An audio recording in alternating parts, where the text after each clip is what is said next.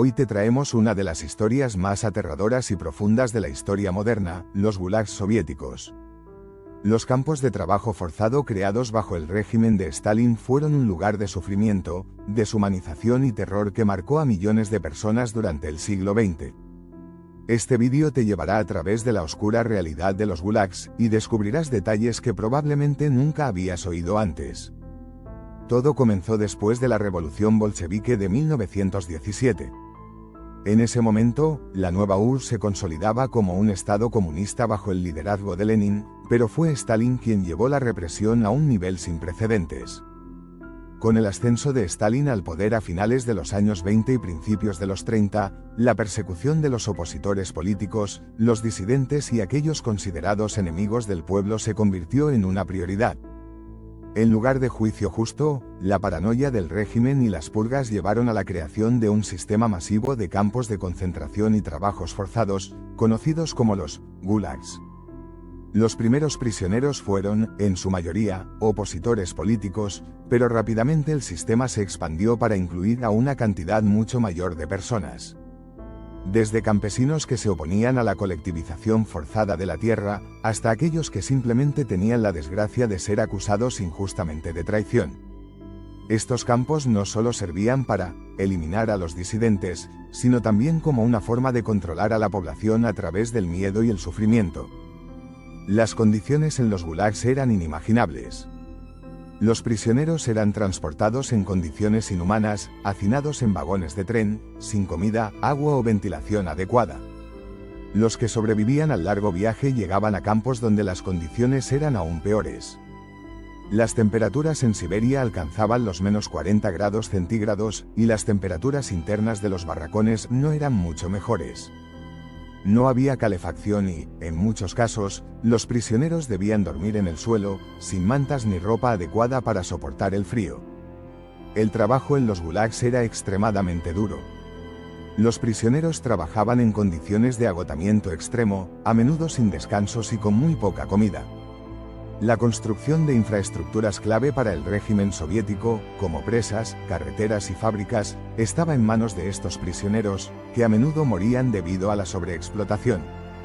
La falta de higiene en los campos permitió que las enfermedades se propagaran rápidamente. La tuberculosis, el tifus y el escorbuto mataron a miles de personas. Incluso aquellos que sobrevivían a las duras condiciones de trabajo y enfermedades no siempre sobrevivían a las brutales represalias de los guardias. Golpes, torturas y castigos físicos fueron comunes. A pesar de las condiciones, algunos prisioneros intentaron mantener su humanidad. Hubo pequeños actos de resistencia dentro de los campos. Muchos prisioneros formaron redes secretas de apoyo mutuo, compartiendo lo poco que tenían, ayudándose a mantener la moral alta y resistiendo a las continuas humillaciones. La solidaridad era clave para sobrevivir, pero incluso la más mínima muestra de resistencia podía significar la muerte. Un testimonio clave sobre los gulags es el de Alexander Solzhenitsyn, quien pasó varios años en un gulag. Su obra más famosa, Archipiélago Gulag, describe detalladamente las condiciones y el sufrimiento de los prisioneros, convirtiéndose en un testimonio crucial del horror de estos campos. Solzhenitsyn relata cómo los prisioneros perdían su humanidad en el proceso, cómo la vida en el gulag destruía la mente y el cuerpo, y cómo el terror estaba siempre presente. Tras la muerte de Stalin en 1953, los gulags comenzaron a desmantelarse, aunque no de manera inmediata. La memoria de estos campos no fue plenamente reconocida durante muchos años. Fue solo después de la caída de la Unión Soviética en 1991 que el gobierno ruso empezó a desclasificar los archivos sobre los gulags, revelando la magnitud de las atrocidades cometidas durante ese periodo. Se estima que entre 1,5 y 2 millones de personas murieron en estos campos, y muchos más fueron marcados de por vida. Hoy, los gulags son recordados como uno de los mayores horrores del siglo XX.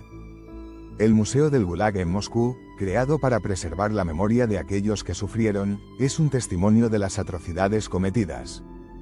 Aunque el sistema de campos de trabajo forzado ya no existe, la memoria de los prisioneros y las víctimas sigue viva en el pueblo ruso y en todo el mundo.